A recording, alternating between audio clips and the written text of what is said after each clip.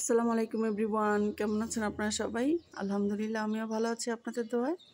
আজকে আমি আপনাদেরকে রান্না করে দেখাবো হাঁসের মাংস ভুনা আর চিটা রুটি।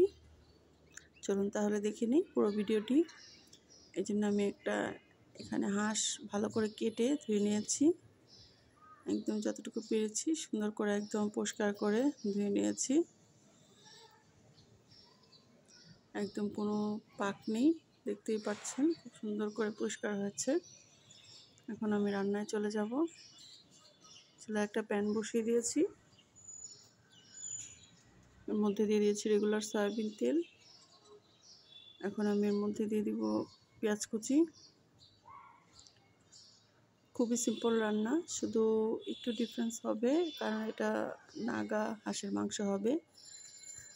এরপর দিয়ে দিব আস্ত গরম মশলা, কারণ আমি এখানে বোম্বাই মরিচ ইউজ করবো, এই জন্য এটা অনেক স্পাইসি হবে। যারা ঝাল খেতে পছন্দ করেন তাদের কাছে এই নাগা হাঁসের মাংসটা ভালো লাগবে খেতে। এখন আমি দিয়ে দিয়েছি এখানে আদা রসুন বাটা,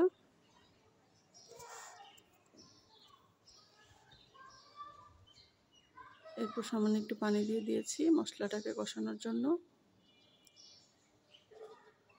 এখন আমি এর মধ্যে দিয়ে দিব মরিচের গুঁড়া,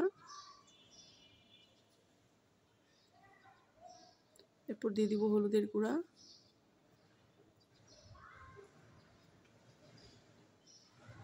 এরপর দিয়ে দিব ধনিয়া গুঁড়া, এরপর দিয়ে দিব সামান্য জিরা গুঁড়া, কারণ জিরা গুঁড়াটা কম দিয়েছি কারণ পরে গরম মশলা ইউজ করব। গরম মশলার গুঁড়া ওটার মধ্যেও কিন্তু জিরা দেওয়া আছে, এই জন্য।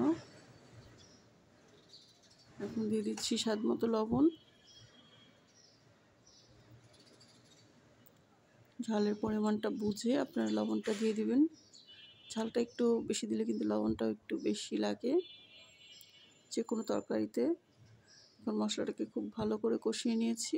এখন আমি এর মধ্যে ধুয়ে রাখা হাঁসের মাংসগুলো দিয়ে দিব।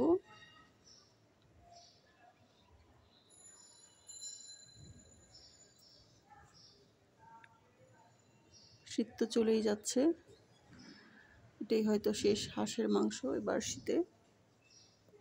পর আবার যখন শীত আসবে তখন আবার হাঁস খাওয়া হবে। গরমে এতটা হাঁস খেতে ভালো লাগে না। আমি হাঁসের মাংসটাকে খুব ভালো করে কষিয়ে নেব, একদম লো হিটে। চুলার আঁচটা কমিয়ে আমি ঢাকনা দিয়ে ঢেকে রান্না করব আরও আধা ঘন্টার মতো।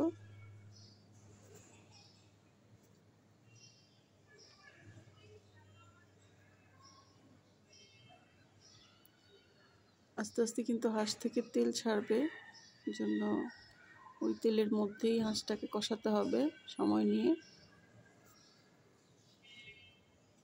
কারণ হাঁস যত ভালো করে কষানো হবে খেতে কিন্তু তত ভালো লাগবে।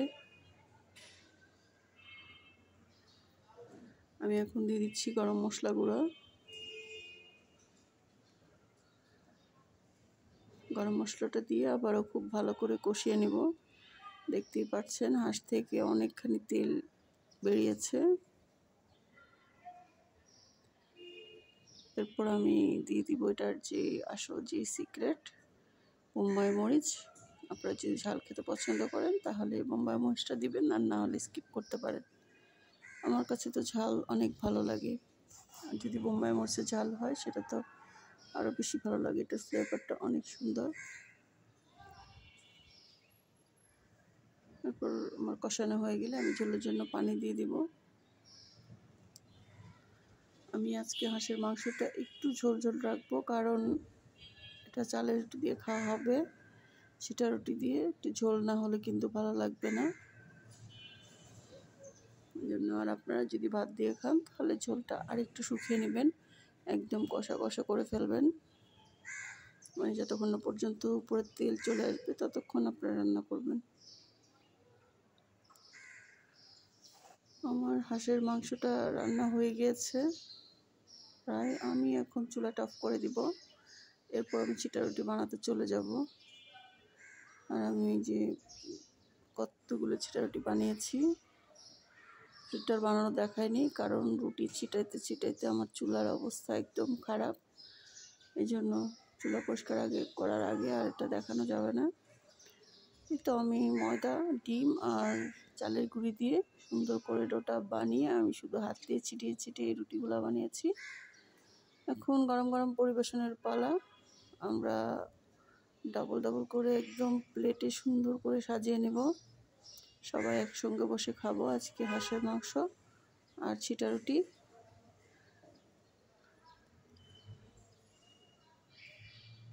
দেখতে পাচ্ছেন সুন্দর করে একদম সবাই একসঙ্গে নিয়ে বসেছি। আমরা সবাই একসঙ্গে আজকে খাবো। তো আমার ভিডিওটি যদি আপনাদের কাছে ভালো লাগে তাহলে অবশ্যই লাইক কমেন্ট শেয়ার করে দিবেন। ভালো থাকবেন সবাই, অনেক বেশি সুস্থ থাকবেন। আর আমার ভিডিওটি কেমন লাগলো কমেন্ট করে জানাবেন। আপনাদের একটি কমেন্টে নতুন নতুন ভিডিও বানানোর জন্য উৎসাহিত হব। আজকে পর্যন্তই, ভালো থাকবেন সবাই, আল্লাহ হাফেজ।